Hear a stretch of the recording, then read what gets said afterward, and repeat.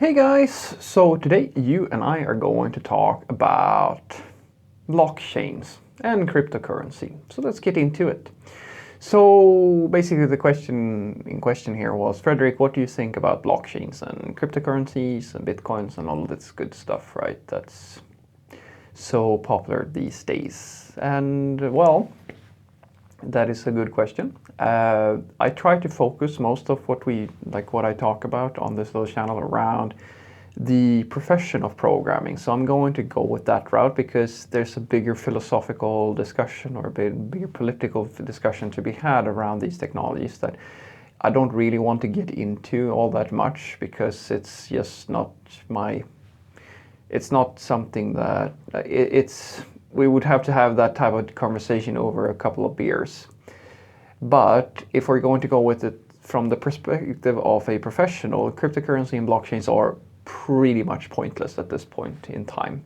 Now, what I mean by that isn't that the technology is pointless. I'm saying that for work purposes, it is extremely rare that any type of knowledge of this is useful to you. It's a very niched area of programming.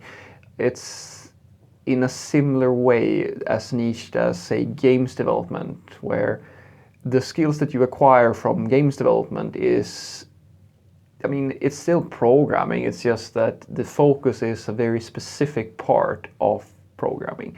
And there's not much in terms of overlap between those skills generally and the skills you would need in, say, an enterprise application development type of thing. And, there's nothing wrong with that. It's more about like what do you want to do with your career? If your goal is to have job security and have a high market value, it's, once again, you can go with the expert route and try to be really good at it, and then maybe you can actually weigh up the low market relevancy, if you will.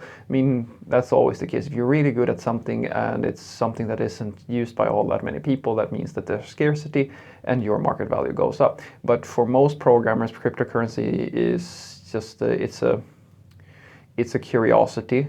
It's something that there are people, I know I have coworkers and so forth who are really interested in this stuff, and they spend a lot of time on it. And as I said, that's the political perspective. That's where the curiosity comes from.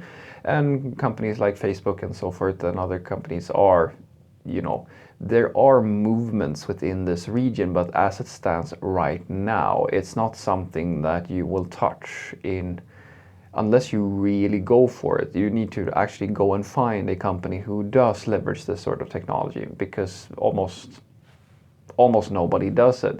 So if you're looking to, the root of this question is, should I learn how to work with these technologies?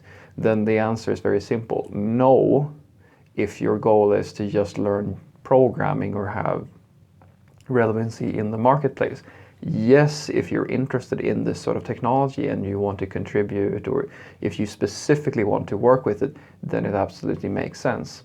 So what I want you to take away from this is that when it comes to cryptocurrency, it's not really something that you need to focus on unless you are genuinely interested in it. If you are, then have a look. It's very interesting stuff.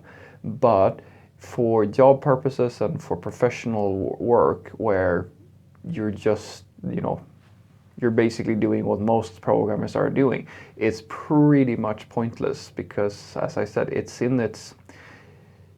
kind of in its earlier stages, and people are right now moving around with it, experimenting with it, and we're trying to figure out how to make this into something more than what it is. It's stabilizing, if you will, and it's right now fairly volatile, and that takes time. It takes time. It's not something that's going to happen over a day. So right now, it's not a great investment for career purposes unless you are interested in it. Have a great day.